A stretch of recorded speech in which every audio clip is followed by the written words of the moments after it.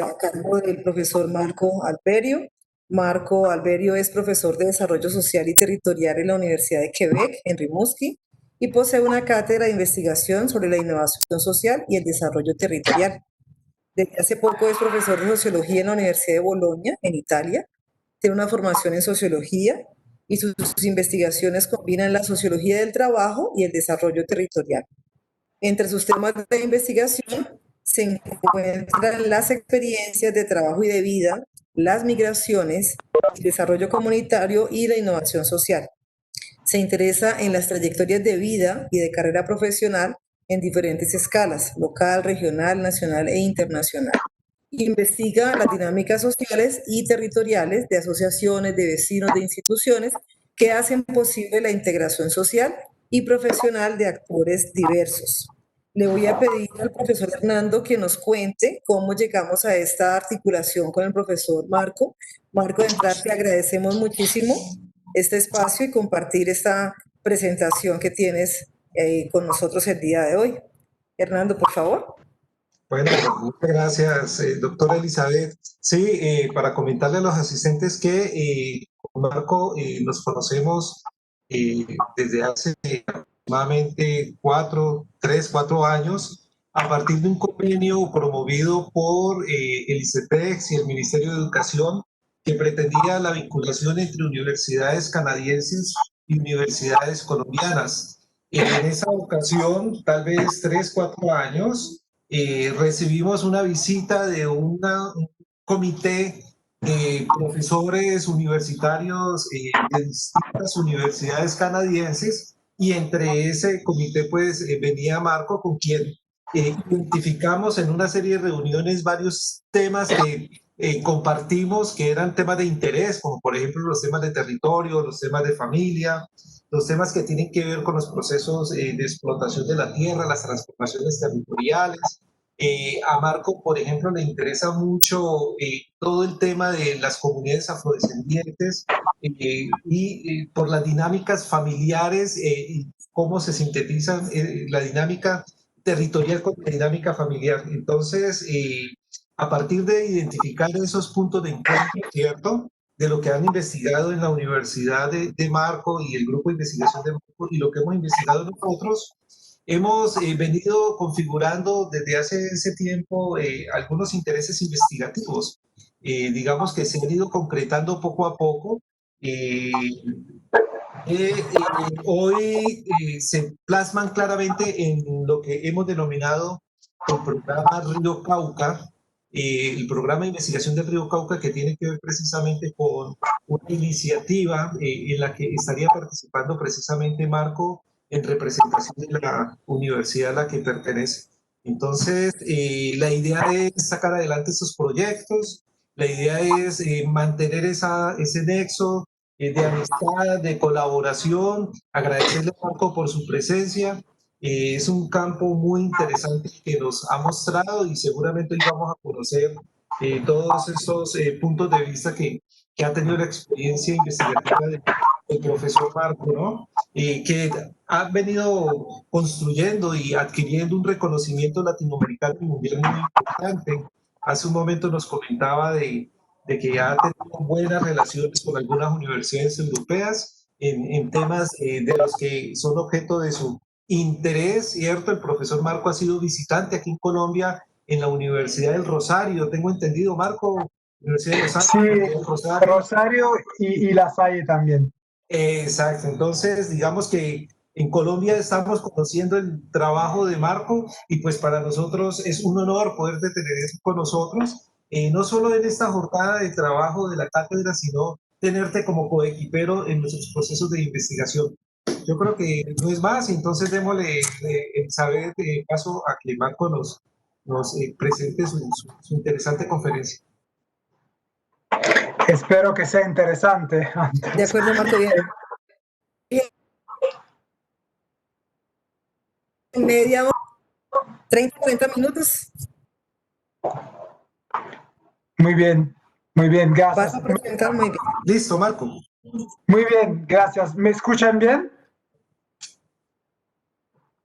Vale. Sí. En primer lugar, muchas gracias por la invitación.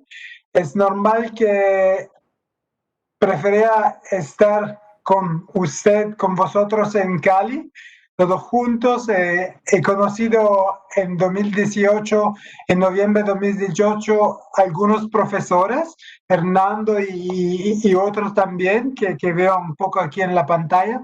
Entonces, es un placer de ver ustedes todos y todas, pero sería mejor en persona, pero ese tiempo de pandemia es un poco raro. Entonces, gracias a esa tecnología podemos hacer también este seminario, esta conferencia.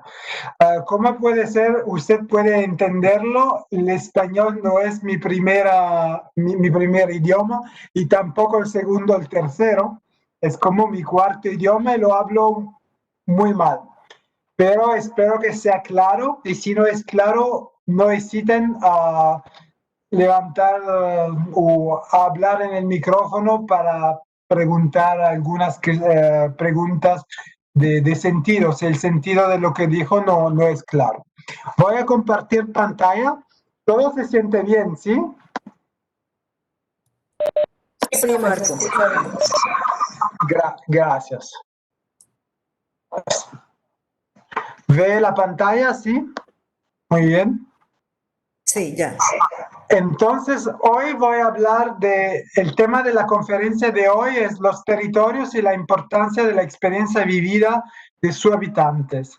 Es una perspectiva más teórica, decimos, pero con algunos ejemplos de investigación concretas. Y también podemos hablar en el momento de intercambio, entonces con la pregunta de usted, puedo también ir a buscar algunos ejemplos más concretos.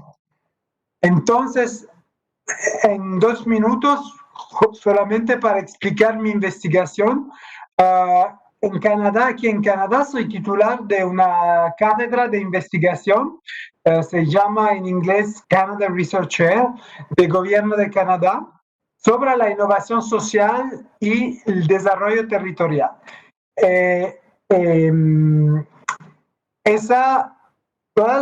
Mi investigación, mi actividad de investigación está basadas en 3 ejes principales. En el primer eje son todos 3 ejes y son conectados entre ellos. En el primer eje lo que hago es de analizar las condiciones y las trayectorias de vida de grupos sociales diferentes.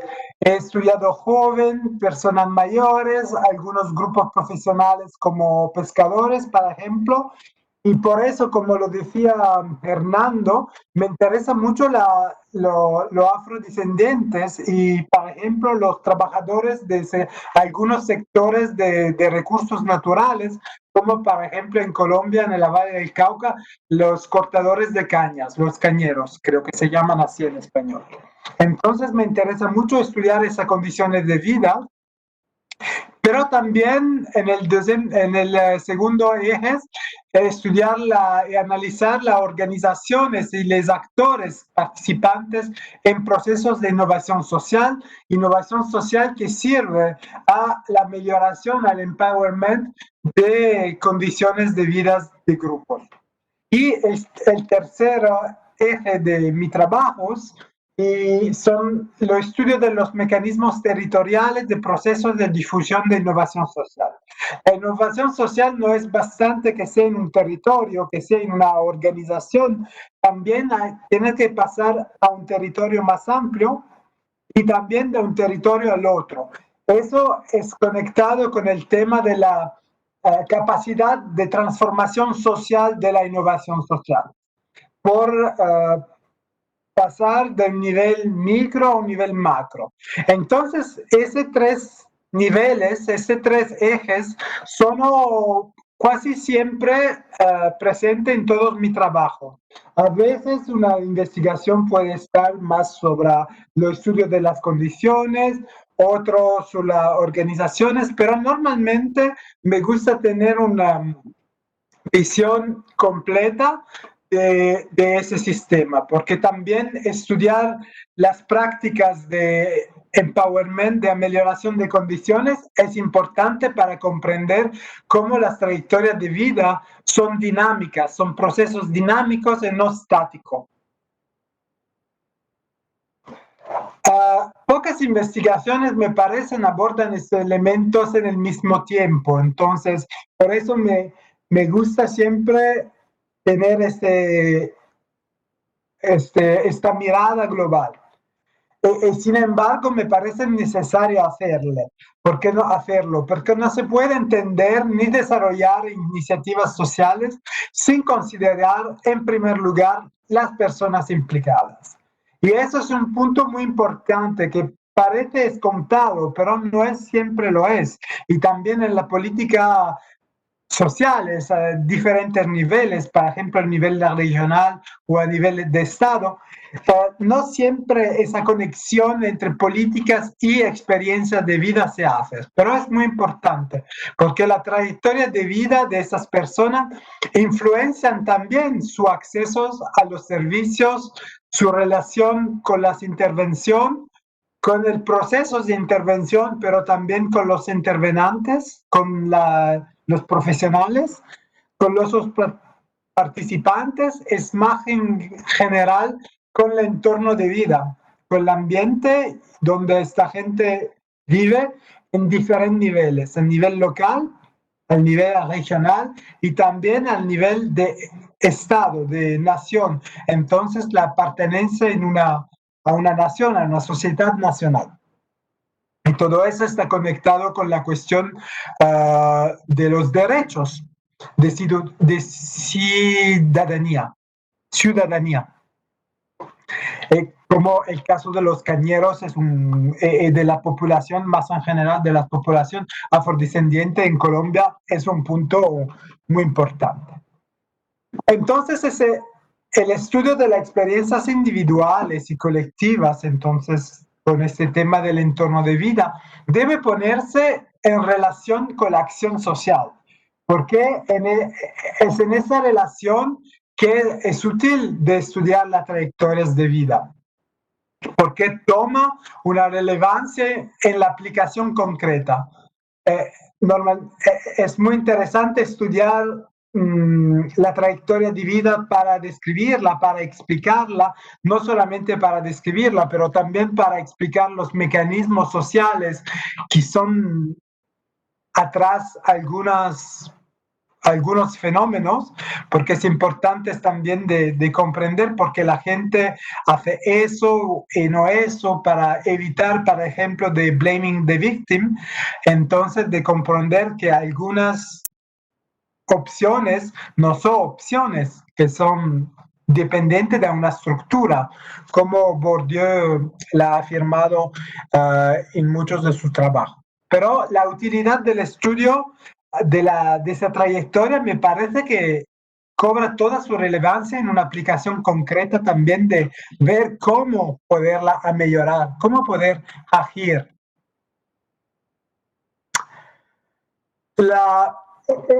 Una pequeña perspectiva territorial, perspectiva teórica en eso. La perspectiva de la trayectoria de vida pone énfasis en diferentes elementos, en particular en la relación entre el orden social, el cambio social, la transformación social y la acción individual. Es importante de comprender la acción individual como imbricada en un orden social de diferentes niveles, local, pero también nacional e internacional. Entonces, ver la posibilidad también de transformación social como al intermedio de esos dos elementos, la estructura y la acción individual. Es importante, como dicen muchos teóricos del percurso de vida, como Lalif de Pinet y otros, de cuestionar esa articulación entre sus fundamentos biológicos, psicológicos y su imbricación social e histórica. Porque cada individuo, cada grupo tiene fundamentos biológicos y psicológicos, pero en una perspectiva social es importante de ver el percurso de vida no da un punto de vista más amplio, más macro. Por eso dos perspectivas son posibles en el análisis de las trayectorias de vidas. Una perspectiva más macrosocial o estructural y una perspectiva microsocial. Y las dos son importantes. Hay estudios y también en mis estudios a veces me concentro más sobre un elemento macrosocial, a veces sobre un elemento microsocial, pero es importante de tener en la cabeza que esa perspectiva, los dos, macro y micro, son importantes y hay articulación en el percurso de vida, hay articulación entre esos dos mecanismos. Entonces, en macrosocial es estudiar las estructuras sociales que modelan las trayectorias individuales, como lo ha hecho Passeron, también Bourdieu y otros, y también lo he hecho yo en mis trabajos. Aquí es una importancia también de las regulaciones de dos tipos: regulaciones sociales materiales como arreglos institucionales, sesgos legales, ley, pero también hay regulaciones simbólicas, entonces de cohesión social, de apartenencia, que pueden funcionar a un nivel macrosocial, pero también a un nivel más bajo, más micro. Entonces también hay ese nivel microsocial que, atención, no significa psicológico, pero cuando hablamos de microsocial es para ver dónde se hace la acción. Entonces hablamos de individual, pero puede ser también colectivo. Y significa de estudiar la subjetividad de actores individuales o colectivos, el sentido y el significado que eso le dan a su experiencia. Aquí es importante de considerar las trayectorias de manera global, las trayectorias de un individuo y de grupos de manera global. Por ejemplo, considerando en el percurso de vida diferentes tipos de trayectoria: escolar, familiar, profesional, asociativa. Entonces es importante en la perspectiva de vida de ver todo eso juntos y también de no ver, de ver eso colectivamente como grupos, porque esa perspectiva, el interés de esta perspectiva no es solamente de ver, de describir la experiencia, la trayectoria de un individuo, pero de buscar mecanismos de reproducción más amplia, más global, y de ver cómo hay también trayectorias comunes de gente que, por ejemplo, vive experiencias similares. Por ejemplo, cuando hablamos en Colombia de joven afectado para la violencia en territorio, afectado para la violencia, o cuando hablamos de generaciones, es importante de ver eso también como un elemento colectivo. Una advertencia importante es que aquí individual no significa psicológico. Las vidas de los individuos interconectadas. Por ejemplo, un principio fundamental de la teoría del percurso de vida es que lives are interconnected. Las vidas son interconectadas. Entonces, por ejemplo, la vida de un hijo está conectada a la de su madre, de su padre, de sus hermanos, de sus sobrinos, pero también de sus compañeros de escuela. Por ejemplo, en mis estudios he estudiado mucho las dinámicas entre peers, en inglés, entre compañeros, por ejemplo, de escuela, de barrio, de pueblo. Entonces, eso es muy importante. Mi interés acerca de las trayectorias de vida toca entonces a grandes transformaciones en tres esferas: la esfera de la zona de la redistribución, entonces el Estado, y también cambia desde 20, 30 años con todas las diferencias que puede tener de una nación al otro, pero tenemos trayectorias comunes. Sabemos, por ejemplo, que en algunos estados, en muchos estados, también en un país considerado rico como Canadá, hay dificultades fiscales y hay también una delegitimación del Estado. Entonces, la dimensión del estado de bienestar cambia, está solicitado a un cambio, está amenazada en algunos países. Me parece que en Colombia eso es un debate abierto también. Entonces, la importancia creciente del voluntariado, de economía social y solidaria, de cooperación, la liberalización de los servicios públicos, desafíos de gobernanza, todo eso son desafíos para el Estado. Entonces, parece que yo aquí llamo zona de redistribución. La parte de ese términos son de términos de Karl Polanyi, la zona de la redistribución, entonces lo Estado, la política, la zona de la reciprocidad, las familias, parientes, comunidad, y la zona de la institución de mercado. Entonces, el intercambio. ¿Puede decirme si se entiende bien? Hago un pequeño control. ¿Todo está bien? ¿Me escuchan bien? Sí, profe, se escucha. Gracias, gracias. Entonces, hay intercambios, hay cambios entre estas personas, hay también contactos entre estas tres zonas de forma económica,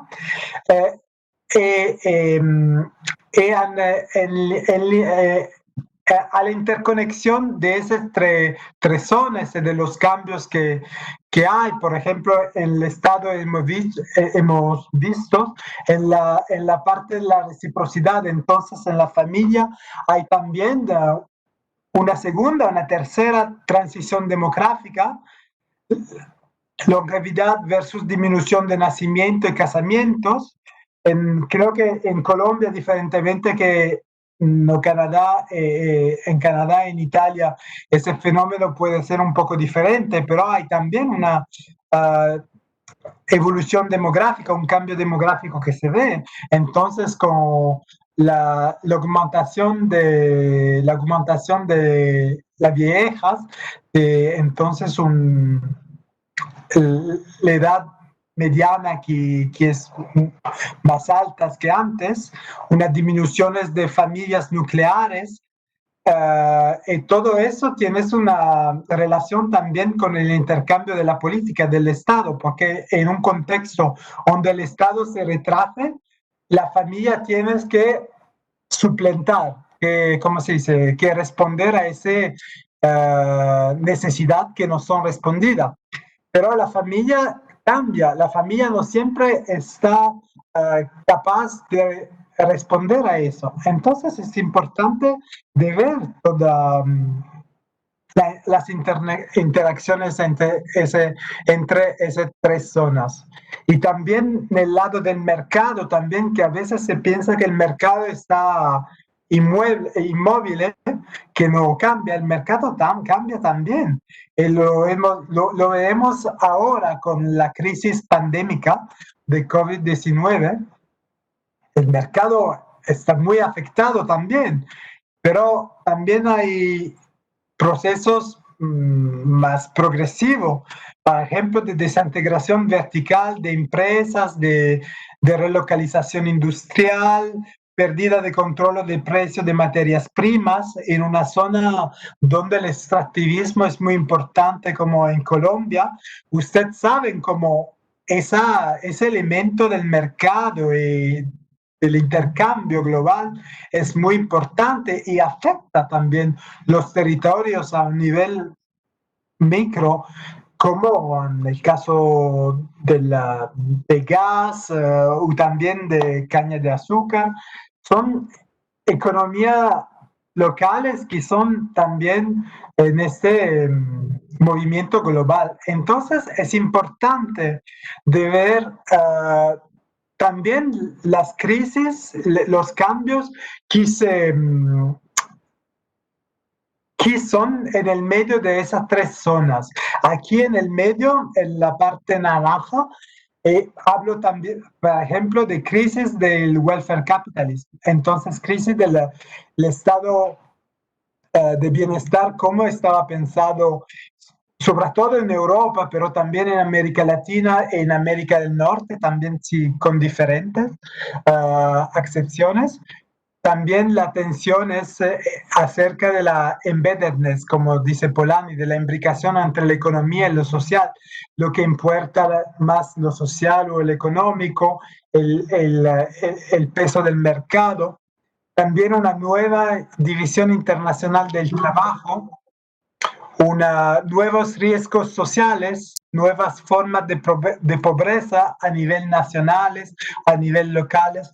Entonces, ese fenómeno que voy a describir muy rápidamente de manera un poco superficial, es importante de situarlo al cruce, a la intersección de esas tres zonas. ¿Y por qué todo eso me interesa? Porque naturalmente las trayectorias de vida son influenciadas de todo ese triángulo. Por eso mi interés está en el ciclos de vidas a la luz de ese triángulo. Cuando estudio, por ejemplo, la trayectoria de joven en un barrio, tengo que ver los elementos micro como las familias, la comunidad, si hay asociaciones presentes, del nivel de la escuela, etcétera, a nivel individual, a nivel colectivo, pero también tengo que ver todo ese elemento regional, nacional y internacional también. Mira, como una situación como la del COVID-19, sabemos que afecta en modo muy particular a algunas categorías, las mujeres, los jóvenes y los mayores, por ejemplo, los inmigrantes también. Entonces, aquí hablo mucho de joven, pero ese casos de jóvenes solamente un ejemplo, porque también hay otras poblaciones. Lo que hago aquí es intentar de poner luz, un enfoque sobre el mecanismo que puede aplicarse también a otros casos, a otras poblaciones. Es la cuestión de la mirada que es muy importante aquí. Entonces aquí to wrap up, para hacer un resumen rápido, hay entonces a la luz del cambiamiento social que hay en las tres zonas, la del mercado, la del Estado y la de la familia y la comunidad, hay también nuevos riesgos sociales ligados a las trayectorias de vidas individuales y de grupo. El primer es lo de la individualización. Hay muchos sociólogos que hablan, por ejemplo, de cómo los procesos de individualización, por ejemplo, con divorcios, ha afectado también las trayectorias de los miembros de esas familias. Hay instabilidad en trayectorias de vidas y carreras profesionales. En Italia, por ejemplo, se ve muy bien los percursos de joven hoy son mucho más instables que los percursos de los padres. Si un hombre, una mujer, sobre todo un hombre, entraba en una empresa a 18 años, por ejemplo, a 16 años, él salía de esa empresa fordista, digamos, como Fiat, por ejemplo, en Italia, a 55 años, 60 años máximo, y tenía un empleo. Estaba un empleo no mucho pagado, pero estable. Hoy las carreras profesionales de los jóvenes mucho más flexible y también podemos utilizar esta palabra precaria que la de los padres. Entonces hay gaps intergeneracional también. Hay aumento por eso de desigualdades sociales y territoriales. Hay un déficit también en materia de derechos ciudadanos, de discriminación de personas vulnerables. en Canadá como también en Colombia, tenemos esa problemática de las personas autóctonas, o no sé si en español es correcto políticamente de hablar de indígenas. Aquí en Canadá es una palabra que no se utiliza, que tienes en francés, indigenous, indigène, indigenous en English, pero no se utiliza mucho porque aquí hablamos de primera nación, First Nations o Primera Nación. Entonces hay también un déficit en materia de derechos ciudadanos por esas poblaciones, pero también por grupos como por ejemplo los jóvenes, los mayores. Como lo he dicho con el COVID-19, vemos procesos de vulnerabilización de jóvenes, de mayores, por ejemplo. El retroceso del Estado, la importancia del nivel local, que tienes mucha responsabilidad, pero no siempre tienes los recursos para hacerlo. Entonces, a veces, eso, trabajar a nivel local significa trabajar con menos recursos, lo que es una perspectiva que no funciona. Porque, por ejemplo, la innovación social no puede ser solamente una responsabilización sin recursos de las comunidades, sino hay un problema. En general, la emergencia de innovación social en sectores público, privado y asociativo, y eso puede ser, como lo he dicho, positivo y negativo al mismo tiempo, porque a veces se responsabiliza el nivel local, las comunidades, las asociaciones de ciudadanos, para suplentar, para responder al manco del Estado, a un retraso del Estado. Pero no es así que tienes que hacer la perspectiva de innovación social a nivel local. Entonces, me parece que tengo 5 o 10 minutos más. En muchas de mis investigaciones acerca de los jóvenes, he demostrado la importancia de todos esos elementos y también de otros, como por ejemplo, he estudiado, me parece un elemento importante en varios contextos de estudiar las relaciones de los jóvenes con el espacio-territorio. El territorio, en primer lugar, tiene su concretización, su apartenencia concreta con el espacio público. Entonces, con los espacios públicos en los barrios, las calles, las veredas, plazas, ha sido estudiada desde varios ángulos. Yo la he estudiado en contextos urbanos y rurales. Entonces, es importante ver cómo los grupos, en este caso los jóvenes, pueden vestir sus espacios públicos en entornos urbanos como barrios, como también en entornos rurales. En los entornos urbanos, de mi experiencia y también de la literatura, podemos ver que muchas veces los jóvenes tienen una tendencia a ocupar espacio para afirmar también su identidad, su existencia. Y eso a veces puede crear conflictos con otros vecinos, como con familias, con adultos, con mayores, que tienen miedo, por ejemplo, porque este joven, sobre todo si son marcados de un punto de vista racial. Yo, por ejemplo, para mi tesis de doctorado he estudiado los barrios populares que son mucho habitados para migrantes de segunda y tercera generación en París, en Milán, en una comparación urbana. Entonces, a veces puede tener conflictos con otros vecinos porque es una presencia muy visible. Y al contrario, en contextos rurales, he visto, por ejemplo, que los jóvenes se sienten a veces desaventajados con respecto a otros grupos como los mayores, las jóvenes familias. Entonces, en los contextos que yo he estudiado, por ejemplo, en Canadá, en Italia, en lugar rural, su presencia es menos visible. En primer lugar, porque en Canadá, en el pueblos rurales hay menos joven, porque este joven tiene que partir, pero también lo que quedan, lo que están, son menos visibles por esta razón. También me parece importante ver que si el territorio puede afectar, puede influenciar las experiencias y las trayectorias de joven, pero también los jóvenes contribuyen a producir el territorio.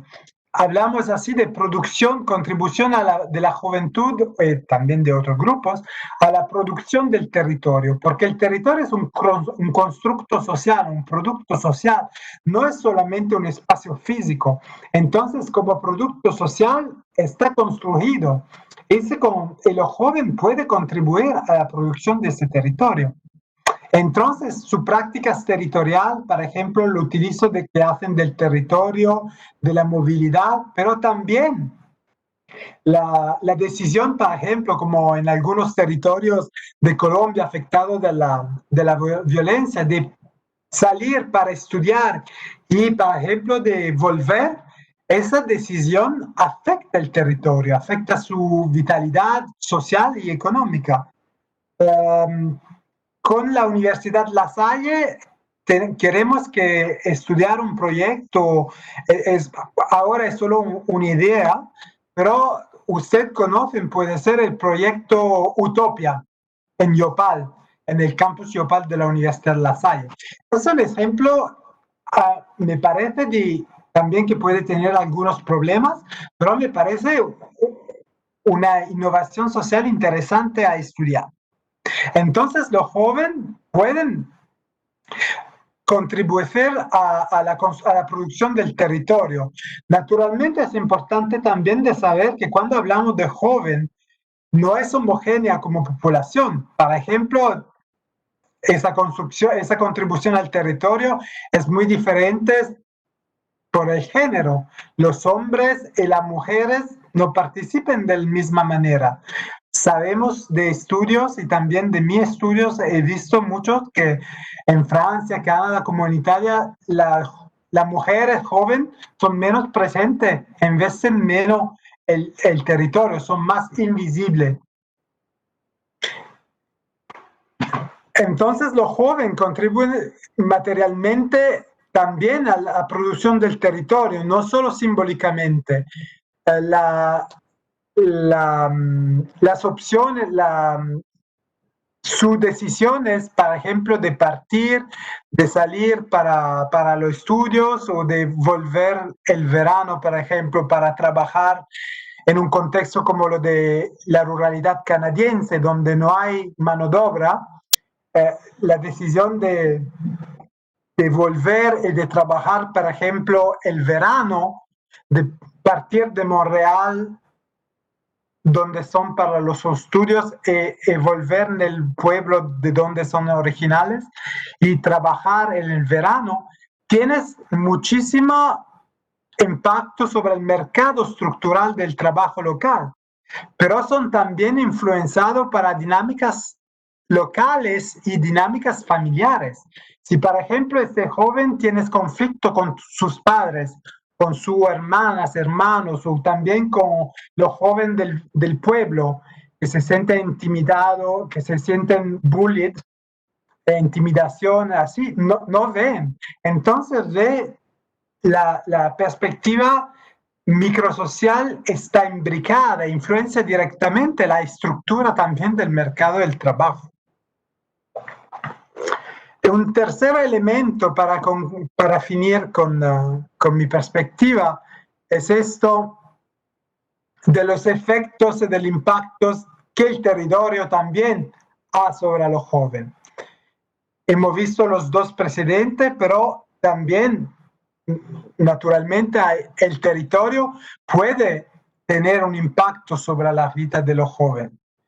Y aquí es la perspectiva que Yo he estudiado mucho también en mi tesis de doctorado y desde 10 años después de mi doctorado en toda mi investigación, lo estudio acerca de los efectos de territorio, de barrio.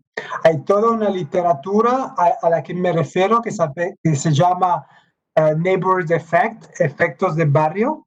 Y yo prefiero llamar también efectos territoriales, porque me parece una perspectiva más amplia. Y aquí estudiamos, por ejemplo, el rol de los recursos institucionales, el rol de las relaciones y lazos sociales, capital cultural y social, el rol de las normas de integración sociales. Entonces, elementos, recursos que pueden influenciar a diferentes niveles, micro y macro y meso, las trayectorias. Y para terminar, hay también estudios sobre la migración interna de los jóvenes que son muy interesantes. La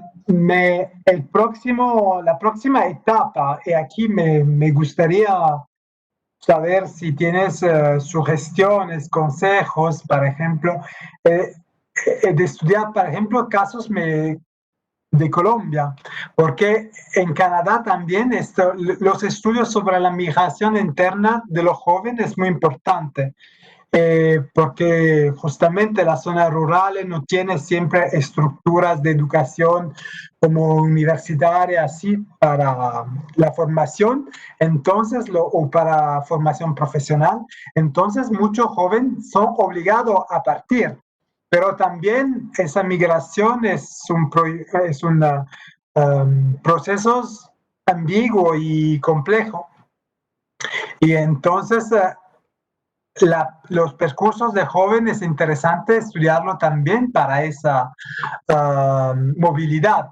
Entonces, según Ferrugia, por ejemplo, la movilidad geográfica de los jóvenes provenientes de entornos rurales es muchas veces presentado como un imperativo, un mundo que se urbaniza rápidamente, entonces si quieres adaptarse a ese imperativo para frecuentar las buenas escuelas, tener la buena formación, tiene que ir en zonas rurales, en zona urbana, pero eso imperativo, normativo, nasconde también problemas y problemas estructurales, simbólicos, de representación también, porque es un imperativo que pero tiene un impacto su la percurso, su la trayectoria de los jóvenes. Para terminar, una última diapositiva. A la luz entonces de todos esos elementos, para concluir, me parece importante introducir una idea que no es una idea genial, no es una idea completamente innovativa, pero nunca a mi conocimiento le he visto aplicada ese concepto. Yo hablo mucho con también otros compañeros de investigaciones de juventud territorializada y más en general de trayectorias territorializadas. Porque efectivamente el territorio, como lo hemos visto, no se limita a un lugar en el cual transcurren la vida y la trayectoria de vida, sino que es un punto central en el transcurso de esas trayectorias. Entonces, los análisis de las trayectorias de vida nos informan acerca de la realidad de los territorios. Por eso me parece interesante cuando hemos hablado con Hernando, con Elizabeth, acerca de una estrategia de investigación, estudiar las condiciones de estas poblaciones. Por ejemplo, los afrodescendientes, los trabajadores de caña de azúcar, para ver colectivamente, no solo en punto de vista individual, cómo se diseñan colectivamente las trayectorias y cómo muchos elementos estructurales, económicos, políticos, simbólicos también, se ve en esas trayectorias colectivas. Entonces, es muy importante partir empezar la perspectiva de la realidad de los habitantes. En nuestro caso es de los jóvenes, pero también de otros habitantes como los trabajadores de sectores particulares, por ejemplo, porque en esa manera, solamente en esa manera, podemos evitar de hacer un desarrollo territorial que sea normativo. Solamente a partir del conocimiento profundo de la realidad de grupos diferentes, podemos proponer interventos sociales mirados y informados. Eso de la relación entre la práctica el conocimiento y también de la democracia del conocimiento, me parece un elemento fundamental que yo y mis compañeros de varios centros de investigación al cual pertenezco hacemos mucho referimiento. Y aquí veo toda un link, como se dice, una conexión con toda la investigación que ustedes hacen en vuestro centro. Cuando fue en Cali en 2018, noviembre de 2018, he escuchado presentación de varios grupos de cartografía mental, me recuerdo, creo, Diego y otros compañeros. Entonces, creo que esa perspectiva que yo pongo aquí es una perspectiva que directamente o indirectamente otros investigadores de su grupo, de su universidad, me parece aplica también. Entonces, creo que he tomado todos los 40 minutos. Siempre pienso que hablo menos, pero hablo siempre más.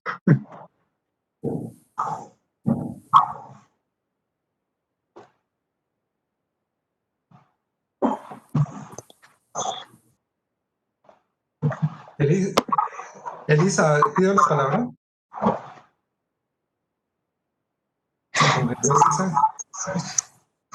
Bueno, Marco, muchas gracias por la presentación. Es que te congelaste, Elisa. Te comento, Marco, gracias por la presentación. Fíjate, te voy a comentar algo de lo que hemos visto nosotros en nuestras investigaciones acá con las comunidades campesinas y con las comunidades afronortecautanas que están aquí a pocos minutos de la universidad. Resulta que durante los años 60 y 70, pues yo he comentado en varias oportunidades que estas comunidades afro-nortecautanas descienden de comunidades que fueron esclavizadas durante el periodo colonial como mano de obra esclava para las minas, para las haciendas. Con las políticas de manumisión y liberación, estas comunidades buscaron territorios y asentaron sistemas aldeanos. Durante mucho tiempo hubo tensiones entre los terratenientes y estas comunidades por el control de esas tierras y por la propiedad. No obstante esas luchas y esas tensiones contra el gran capital, a nivel interno de las comunidades también habían otras tensiones, que eran las tensiones entre hombres y mujeres, porque quienes tenían el control de la tierra eran los hombres, ¿cierto? El hombre negro, que se encargaba de las actividades de la propiedad, la mujer de las actividades caseras. Hay un informe de una antropóloga muy interesante de los años 70 donde ella dice que cuando llegó el gobierno a hacer mejoras en el territorio afro-nortecaucano, toda la política de mejoras se hacía y se contrataba, se firmaba con el hombre, no con la mujer. ¿Sí? El hombre era el que se encargaba de firmar, digamos, los créditos, porque la política era que transformaran su tierra con sembrados comerciales. El problema cuando hicieron esos sembrados, cuando estos hombres, sin contar con la mujer, hicieron esos sembrados, por ejemplo, transformaron sus fincas tradicionales en tierras para cultivar caña o para cultivar trigo, soya o esas cosas, no tenían la capacidad, primero, para pagar los préstamos que implicaba transformar la tierra y segundo, la maquinaria que se necesitaba para la producción de esos cultivos. Entonces, un mecanismo de despojo fue eso, es decir, esas políticas que se suponían debían ayudar, ¿sí? Y en eso participaban los hombres, los adultos y los jóvenes. Fíjate lo interesante de eso. Las mujeres no tenían participación. Las mujeres quedaban relegadas a la huerta o, en este caso, a la pequeña porción de la finca tradicional. Durante los 80 y los 90 hemos visto un despegar, digamos, de los liderazgos femeninos por la transformación de esa realidad, ¿cierto? No, lo que uno está viendo hoy en día con respecto a la defensa de la tierra no es tanto por lo que están haciendo los hombres, sino las organizaciones de mujeres. Las mujeres trabajando por defender la tierra, la vida, por defender la finca tradicional. Ya ellas, su sentido de lucha no es por esos que fueron tragados, optados por el gran capital, sino por la pequeña propiedad, ¿cierto?, que ahora poseen. Y una de las estrategias para continuar ese proceso de defensa y de lucha es los procesos educativos, formativos, de capacitación, de transformación de la mentalidad de los jóvenes, para que los jóvenes, ¿sí?, ahora se encarguen y las acompañen a ellas en esas luchas de resistencia y de reexistencia. Entonces, fíjate lo interesante que es este proceso, ¿no? La mujer que no tenía nada que decir en los años 70 porque la voz era del hombre, y hoy las luchas más agrestes contra el capitalismo agrario y en defensa del territorio es la mujer buscando las alternativas, pero también capacitando a esos jóvenes en una transformación mental, ¿cierto?, en la cual la comunidad vaya direccionada a defenderse, en este caso, defender la dignidad de la vida, del territorio, de la familia y de la comunidad.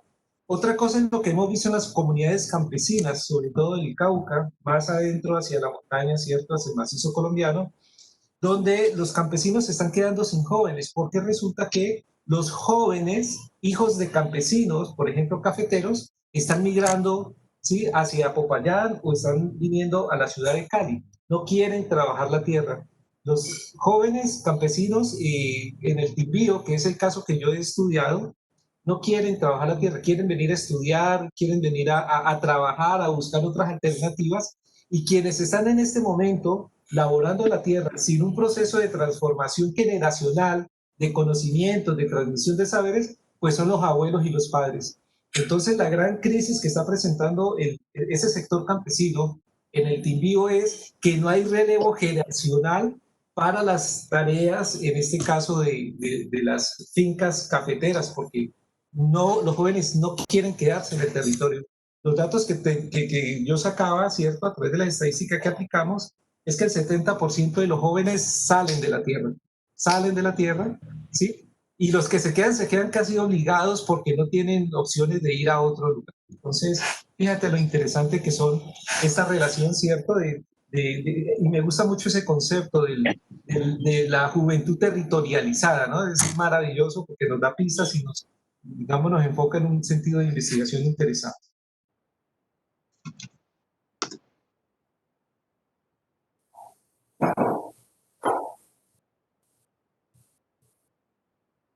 El chat está congelada, ¿cierto? ¿Quién más desea participar? ¿Alguna pregunta? Hola, sí, ahorita sí ya me descongelé, ya. Quisiera mencionar algo. Está... Quiero hacer un comentario. Ya, yo también pido la palabra. Bueno, entonces, Dale. Diego y Elisa. Bueno, Marco, un saludo. Muchas gracias por tu intervención. No se escucha, Marco. Tienes el micrófono silenciado.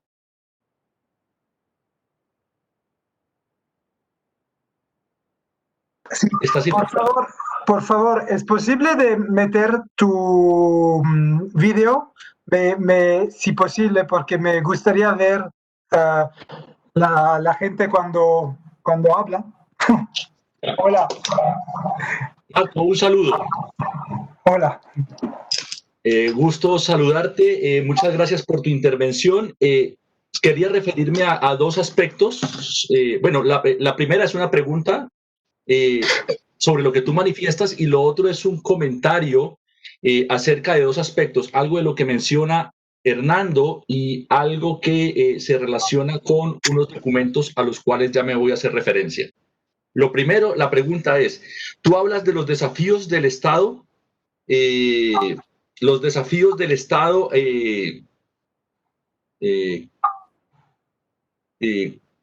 hacia esa gobernanza que requiere el Estado, el gobierno, en torno a la sociedad, a las comunidades. La pregunta sería, en este entendido, un poco entendiendo el territorio como una construcción social, el territorio no solamente como un espacio físico, sino como un espacio donde se construyen relaciones de poder, ¿cuál es el desafío del pueblo, de las comunidades, desde sus perspectivas culturales, en la construcción de ese territorio en relación de poder con el mismo Estado? No sé si soy claro con la pregunta y la retomaré ahorita para hacer el comentario. Y es, me lleva a pensar un poco lo que tú estás planteando sobre la cuestión del territorio, del barrio, y nosotros en Cali, la periferia, el departamento del Cauca, que es nuestro departamento muy vecino, como lo estaba manifestando Hernando, hay unas relaciones de complementariedad, pero invisibles, de reciprocidad, pero creo que invisibles entre la ciudad Cali y por lo menos el norte del Cauca. Sin embargo, ampliando la noción de área metropolitana, la planificación metropolitana, miraba un texto y pues se los recomiendo de ONU Habitat, precisamente, que habla de la gestión y planificación metropolitana. Creo que es un documento que debemos revisar por las implicaciones que tiene. Y en este documento, este documento del 2020, ONU Habitat, que construido en Nairobi, o publicado pues desde Nairobi, muestra metodologías precisamente para la construcción en el marco de la Agenda 2030, los ODS, plantea unas metodologías y raramente evidencia aportes para la gobernanza de las interdependencias metropolitanas en el marco de la participación y de la cartografía social. Claro, lo que yo reviso es que es una cartografía social un poco reduccionista e instrumentalista, pues porque se convierte en un instrumento muy rígido. Sin embargo, muy interesante que desde esa perspectiva de ONU Habitat se incorpore las voces de los territorios que emergen de los territorios para construir nociones diferentes de territorio en la planeación a futuro. Entonces creo que se articula muy bien con lo que estás mencionando y con lo que nosotros desde el instituto podemos y debemos ya ir trabajando en la construcción de ciudades emergentes, ciudades sostenibles, ciudades resilientes, desde lo académico, desde lo político, pero también desde los saberes locales.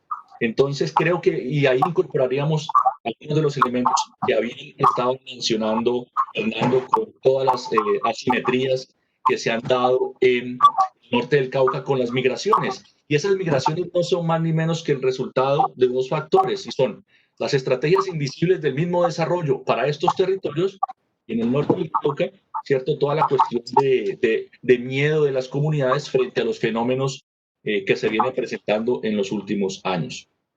Básicamente era eso, y la pregunta pues fue la que acentué en un principio, el desafío de las comunidades, de los pueblos, para entrar en relación con los desafíos del Estado-Gobierno. Gracias. Gracias, Diego, para sus preguntas y sus comentarios también.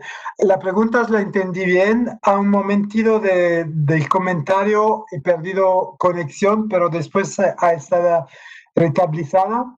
Entonces, me gustaría ver ese documento que usted habla de ONU Habitat.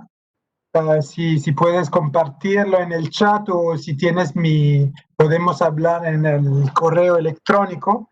Y una cosa muy simple, una respuesta muy simple.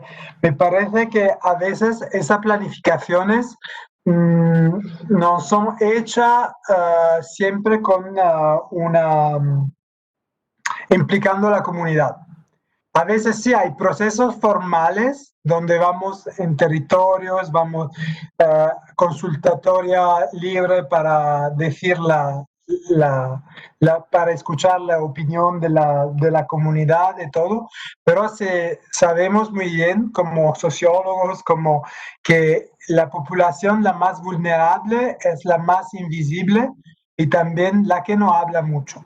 Entonces, cuando hay consultación locales, sobre todo de organismos como eso, de ONU y así, me parece que es importante tener presente ese factor, que la gente que no tiene voz, que es más vulnerable, o también grupos menos presentes son menos visibles. Por eso me parece que cuando has presentado su metodología de mapas mentales, de cartografía mentales, eso es muy interesante porque han hecho un esfuerzo de ver esas mapas, cartas mentales de diferentes poblaciones, entonces hay un trabajo muy preciso en el territorio. Entonces, lo que me parece que también en desarrollo territorial, pero también en una perspectiva de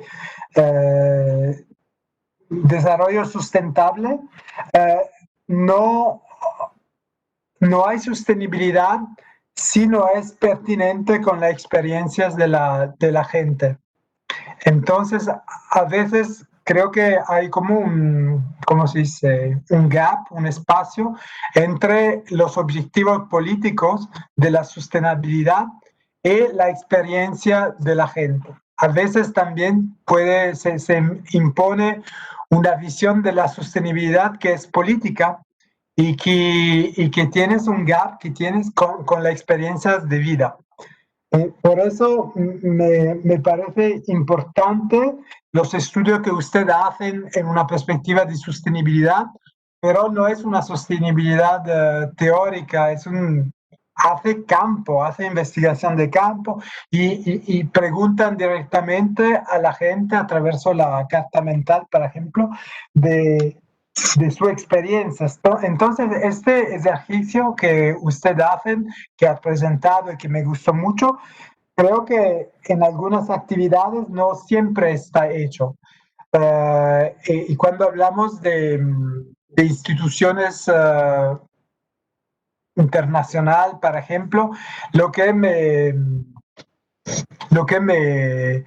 me preocupa un poco es esa perspectiva muy para arriba, top down. Por eso, esos estudios, como usted lo hacen, tienes que siempre, como usted lo hacen, estar, ¿cómo se dice?, conectado con la investigación de campo, con la investigación, con la realidad de la gente. Entonces, por su pregunta, cuando utilizo la palabra desafío, para mí es como challenge en inglés. ¿Está correcto? Desafío significa challenge. Entonces, cuando digo que el Estado tiene un desafío de gobernanza, de su papel, de su rol, de su papel, es porque el Estado de los años 60, sé que en Colombia la trayectoria de welfare capitalismo, de Estado social, es diferente que en Europa o que en América del Norte, puede ser un poco más nueva también, tiene una historia diferente, pero en general observamos un cambio y también un retraso, el Estado se hace más pequeño en la intervención social, porque tienes menos, en la condición nacional, tienes menos, dice de tener menos recursos, pero también es una ideología, entonces la ideología neoliberal del Estado que se hace mínimo, que se hace para responsabilizar las comunidades.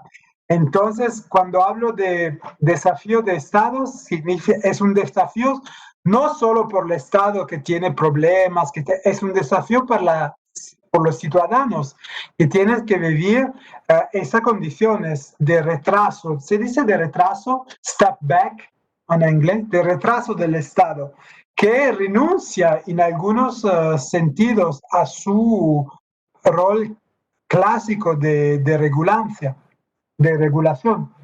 Entonces, eso es un desafío por el Estado, pero como usted lo dice, en primer lugar, es un desafío para el pueblo, para la comunidad, que tienes que reagir, que responder a ese manco, porque hay cosas que tienen que hacerse, entonces hay una sobreresponsabilización sobre los territorios, sobre las comunidades, que se trovan a responder en algunos sentidos a esa ausencia del Estado, como se dice suplentar, a hacer lo que el Estado no hace más o hace menos.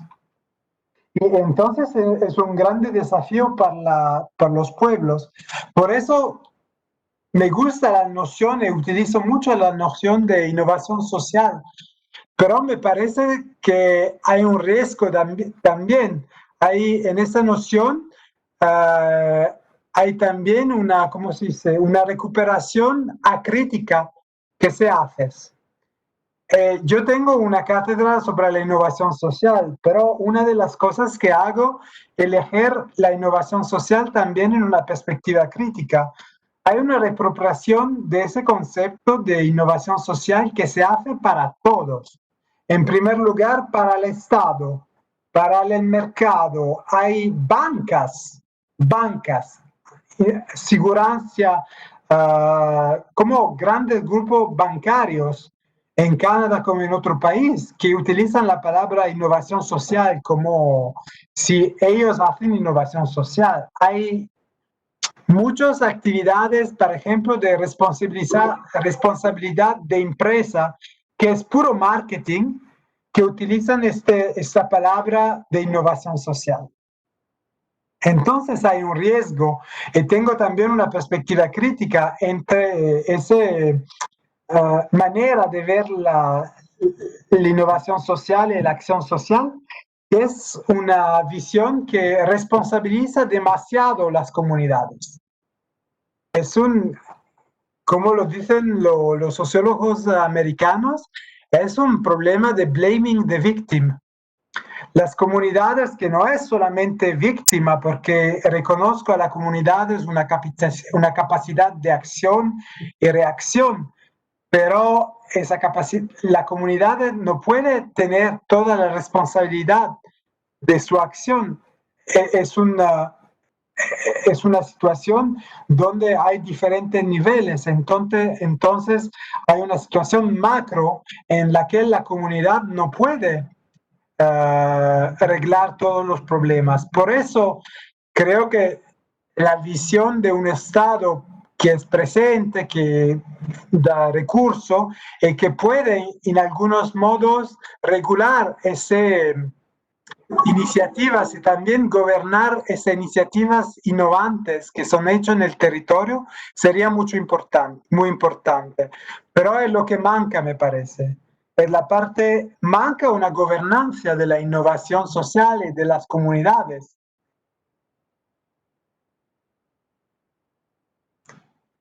Cuando digo manca, puede ser que en español se dice falta. No sé, Diego, si tu pregunta era muy precisa, puede ser que mi respuesta es un poco más amplia. Sí, espero haber respondido al menos en parte a tu pregunta. Sí, sí, sí, sí. Era más un diálogo, pero yo lo veo más como un diálogo que como una...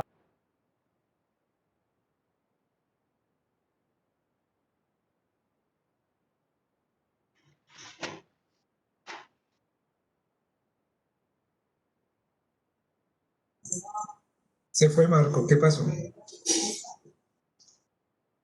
Michelle. Sí, profe, como que se le fue la señal. ¿A dónde fue, Marco? Profe Marco, Ahí está, ahí compartí el link del texto para descargar directo. Gracias. He tenido un problema de conexión. Ahora creo que estoy conectado. ¿Me Sí. escuchan? Sí. sí, profe. No sé si entendí lo que he dicho. Espero que, Diego, que he respondido un poco a tus preguntas, pero para mí es más un diálogo. No es mucho una pregunta o respuesta, es más entrar en diálogo e intercambiar experiencia y perspectivas. Sí.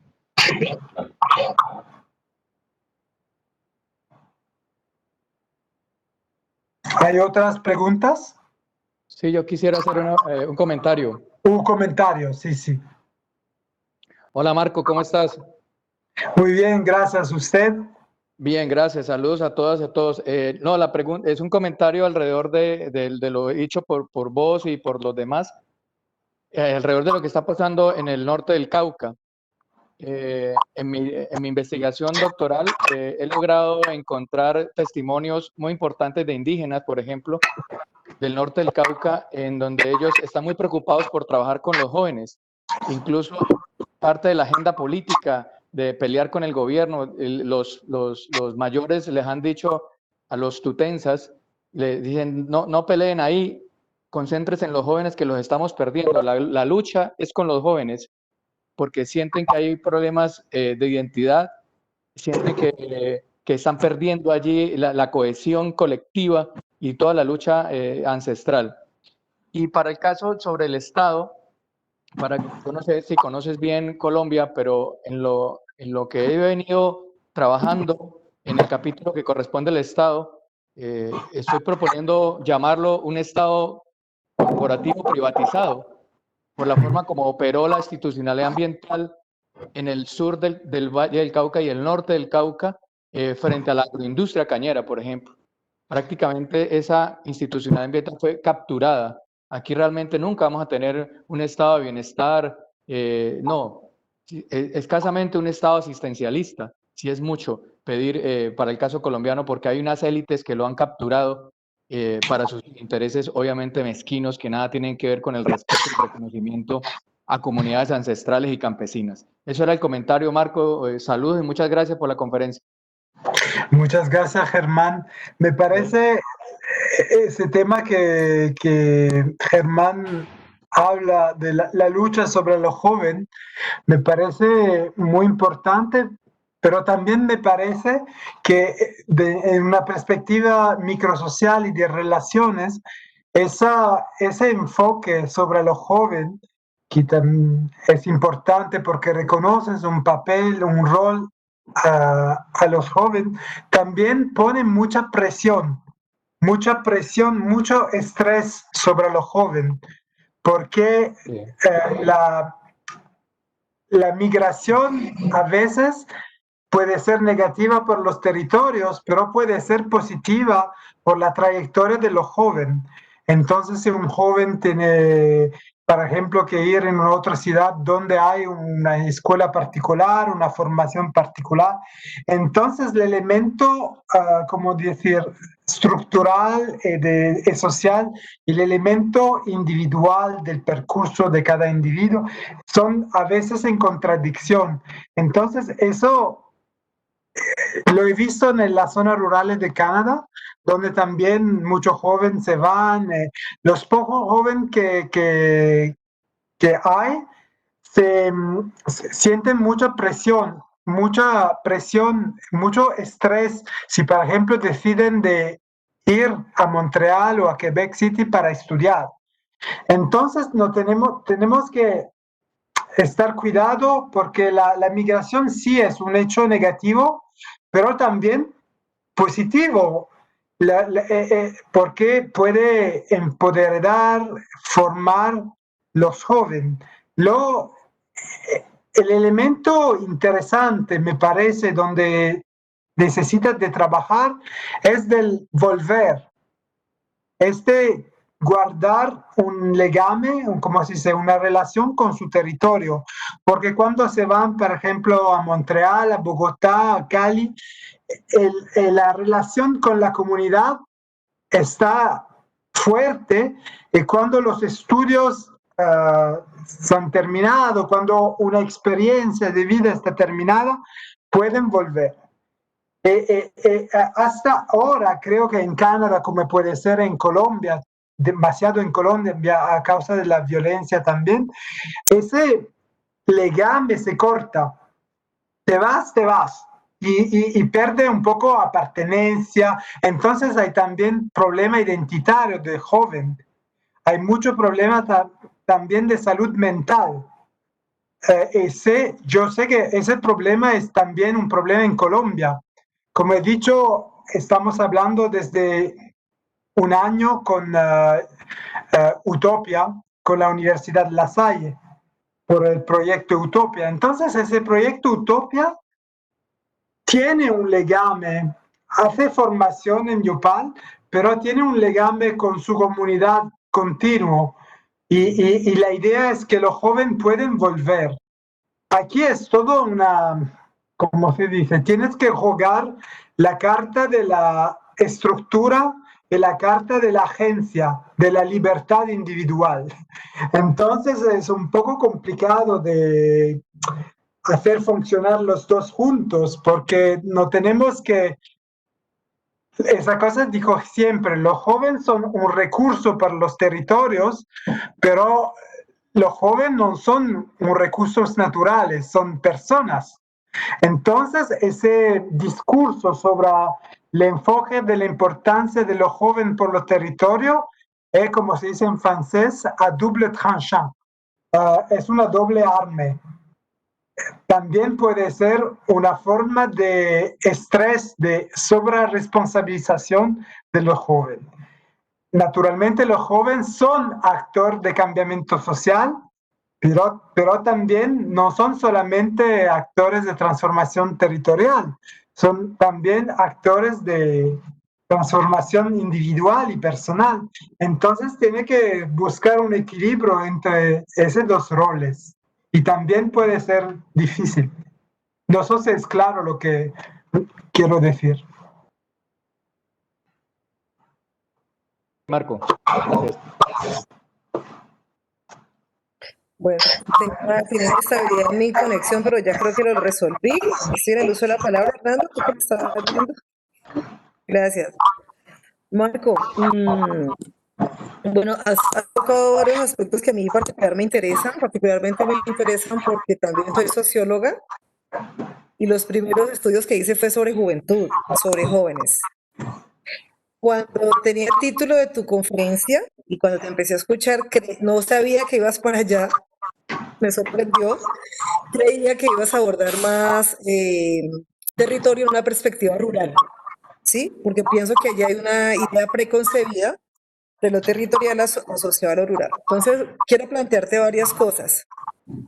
Lo primero es algo muy simple para que nos entendamos de forma. Percurso sería trayectoria. Entonces creo que te estás refiriendo a las trayectorias de vida, ¿no? Percurso es más, creo que es en italiano y en portugués es percurso. Pero nos referimos a las trayectorias de vida.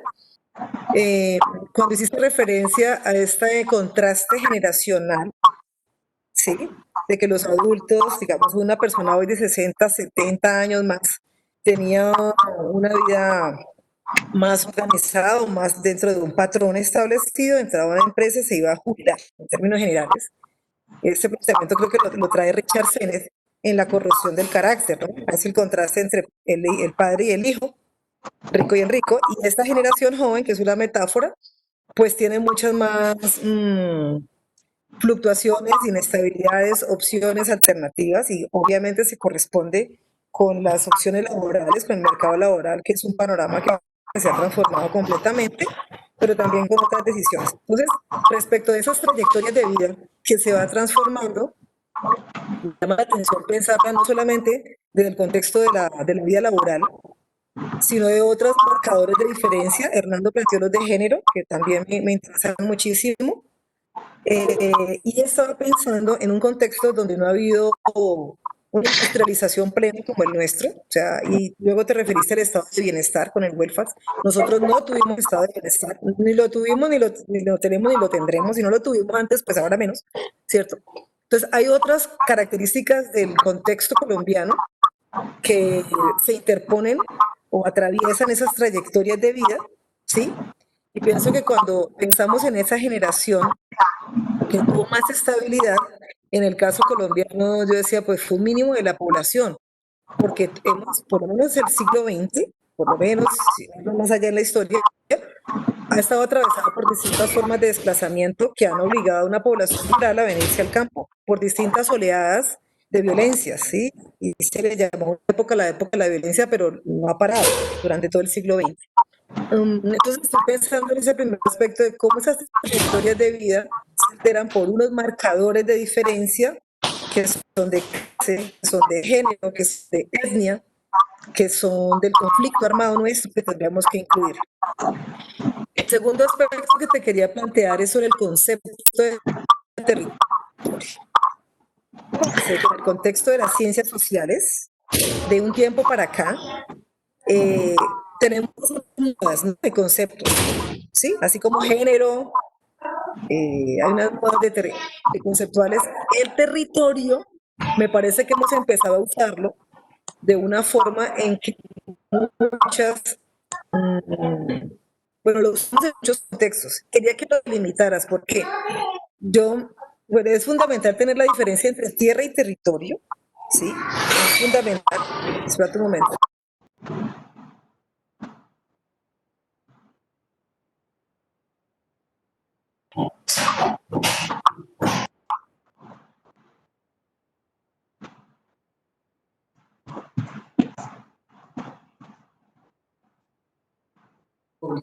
Frente al concepto territorial, sí, es que había mucho ruido externo acá, estaba pidiendo que hicieran silencio. Frente al concepto territorial, la pregunta concreta está, cuando estamos en las ciudades, ¿de qué territorios estamos hablando?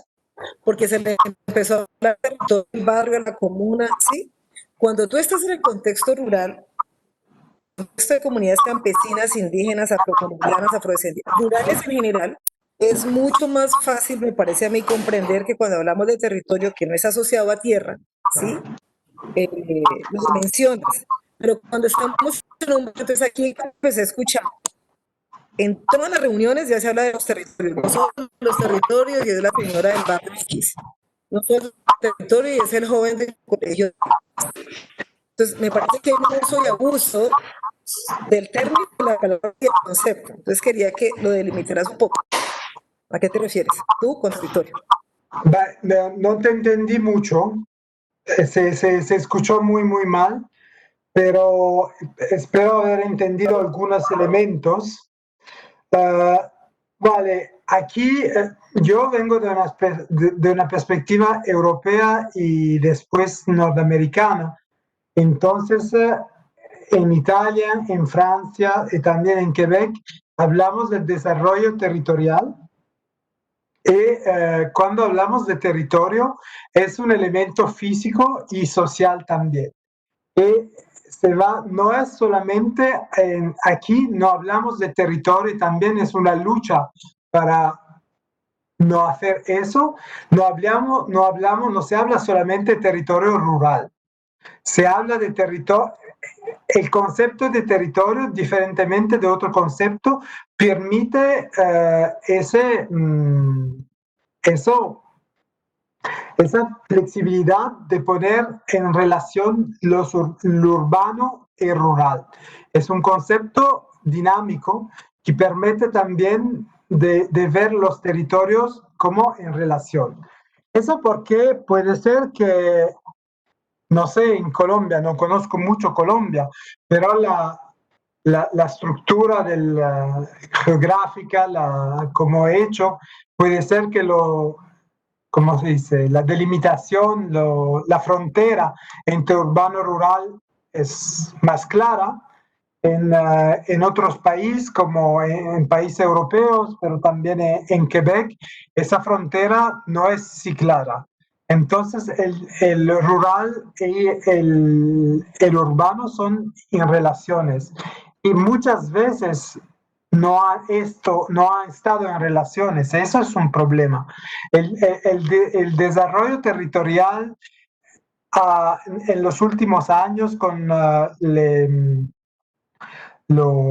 ¿cómo se dice? Con los investigadores franceses, italianos, mi perspectiva es muy ligada a la perspectiva de la sociología económica y territorial. Por ejemplo, Carlo Trigiglia.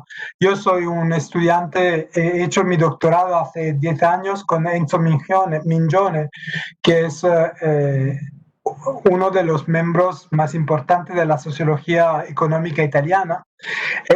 Entonces utilizan ese término de territorio no solamente como rural, pero como un territorio que en algunos casos puede ser rural, en algunos casos urbano. Para mí es importante el territorio, el concepto de territorio es más, ¿cómo se dice? Beyond. Es de la categoría de urbano-rurales. Es un elemento estructural que por eso me interesan los mecanismos territoriales que pueden aplicarse a un concepto urbano, a un caso urbano u rural. Entonces, esa clarificación de territorio me parece importante. Sí, he comprendido bien, Elizabeth. Usted dice que en Colombia territorial significa rural mucho.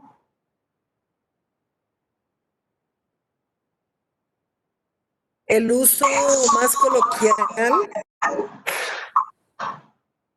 sí, el uso más popular, si se quiere, entendemos en el contexto académico que todo territorial no es restringido a lo rural. A ver. Sí, por eso. Comparto contigo eso.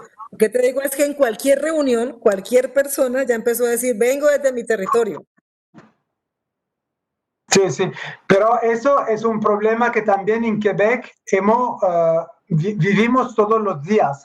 Por ejemplo, en mi departamento se llamaba Desarrollo Regional.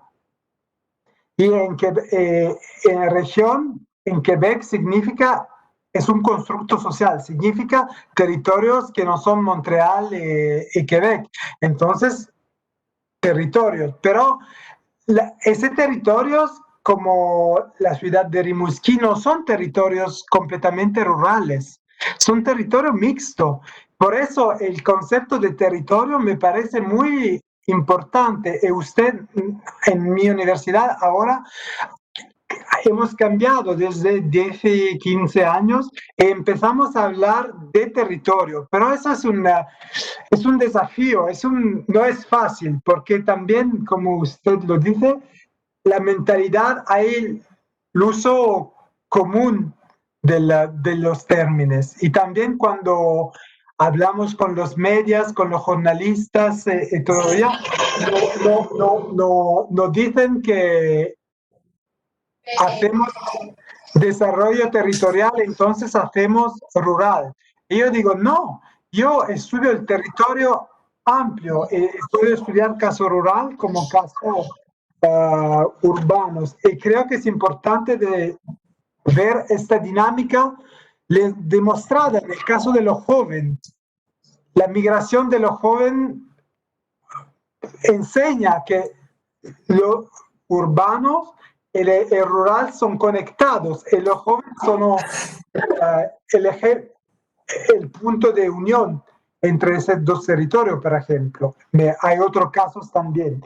Yo hablé mucho de juventud, entonces de la variable de edad, pero naturalmente, Elizabeth, usted ha entendido lo que he dicho también, que la edad no es la sola variable, hay otra variable también. El género es una variable muy importante que he citado también. Y naturalmente hay otra variable, la educación, el origen social, los territorios. También si a veces pensamos a territorios por ejemplo, territorios rurales como territorios homogéneos, ese territorio son todo, pero no homogéneos. Hay mucha hablado de inigualdad entre los territorios. Entonces, es claro para mí que hay muchísimas variables cuando hablamos de percurso. Yo hablo percurso, no sé, no se dice, puede ser, no se dice. Entonces, en español, usted me ha corregido, se dice trayectoria, muy bien, pero esa trayectoria, en un sentido teórico, está compuesta, ¿cómo se dice? Compuesta de diferentes compuesta de diferente transición. La próxima vez voy a hablar en inglés, puede ser que es más claro. Entonces, esa trayectoria, lo que yo utilizo en francés, en italiano, en otro idioma, hablamos de percorso de vida, parcours de vie, percurso, en español me parece que percursos, hoja de vida. ¿Se dice hoja de vida? No, ¿cómo se dice? Trayectoria. Pero conceptualmente hay la trayectoria y hay transiciones.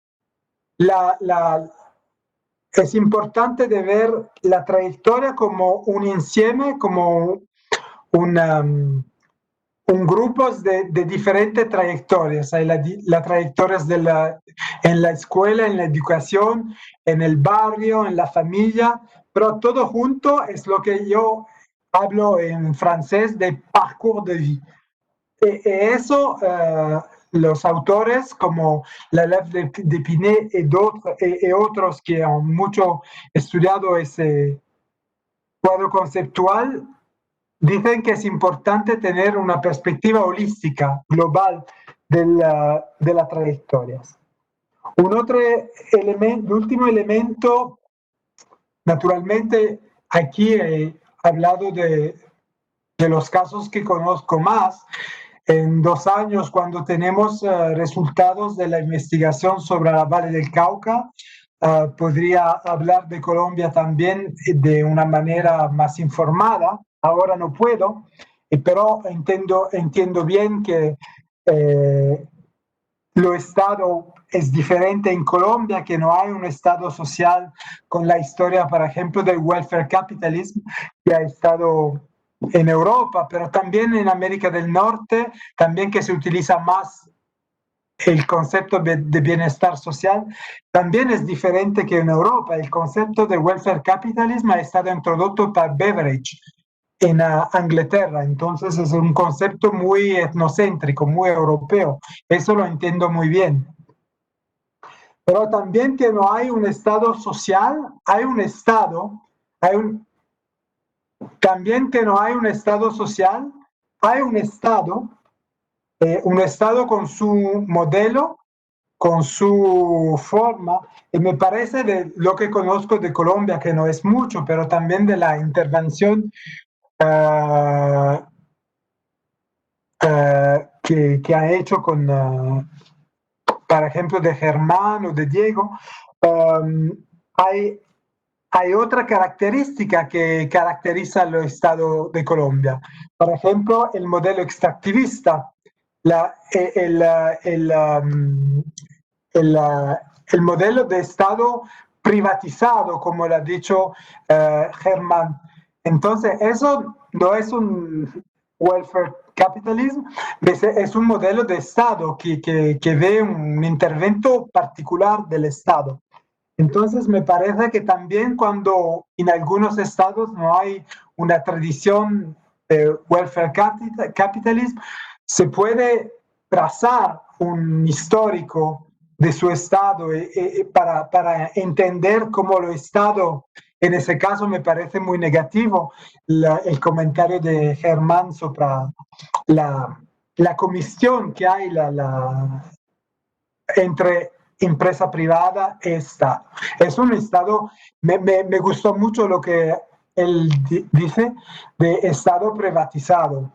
Estado privatizado, y eso hace un impacto sobre la política social. Y también no hay, pero se puede hablar de política social. Puede ser absente, pero podemos decir hay, no hay, lo que hay. Entonces me parece lo que he intentado de hacer es no de imponer, de decir ese modelo es el mismo en todos los países, pero de decir, atención, miramos a esos procesos que pueden ser muy diferentes, que pueden tomar forma diferente en cada país, pero esas zonas de redistribución, mercado, intercambio y reciprocidad puede aplicarse a todos lugares, a todo contexto, naturalmente con formas diferentes. Es eso que me importaba hacer en esa presentación, más teórica, más general.